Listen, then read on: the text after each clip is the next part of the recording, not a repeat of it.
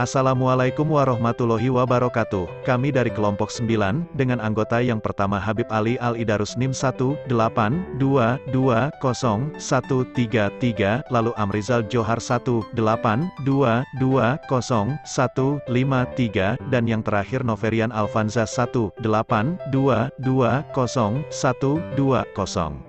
Di sini kelompok kami akan menampilkan tentang konsep hukum ketenagakerjaan menurut hukum Islam.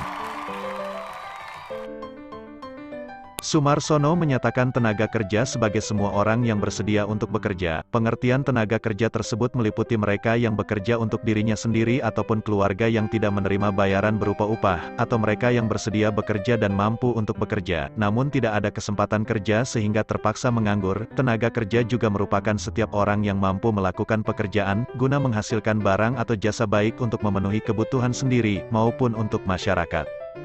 Tenaga kerja juga dapat diartikan, bahwa tenaga kerja adalah orang yang bersedia atau sanggup bekerja untuk diri sendiri atau anggota keluarga yang tidak menerima upah serta mereka yang bekerja untuk upah. Sedangkan menurut pendapat Simanjuntak, bahwa tenaga kerja adalah kelompok penduduk dalam usia kerja, di mana ia mampu bekerja atau melakukan kegiatan ekonomis dalam menghasilkan barang dan jasa untuk memenuhi kebutuhan masyarakat. Menurut pengertian yang telah dikemukakan sebelumnya, tenaga kerja diartikan secara umum tanpa menekankan batas umur jenis pekerjaan atau spesifikasi pekerjaan. Kesempatan kerja dan lapangan kerja. Kesempatan kerja dan lapangan kerja, bila memperhatikan dua istilah sebelumnya maka yang pertama dipahami adalah keduanya saling terkait dan tak dapat dipisahkan, artinya bila lapangan kerja tersedia maka kesempatan kerja pun akan diperoleh. Hukum kausalitas tersebut tidak dapat dipegangi begitu saja, sebab dalam beberapa hal seperti peluang atau kesempatan kerja tidak selamanya sesuai dengan lapangan kerja yang tersedia.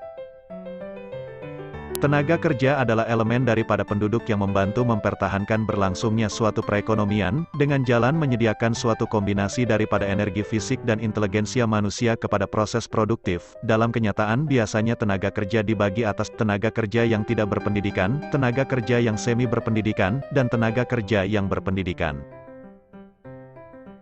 Men amila solihan min zakarin au unsa wa huwa mukminun, falayuhiyanahu hayaton thayyibata walana jezi yanahum ajekrohum biasani maka anu ya'malun.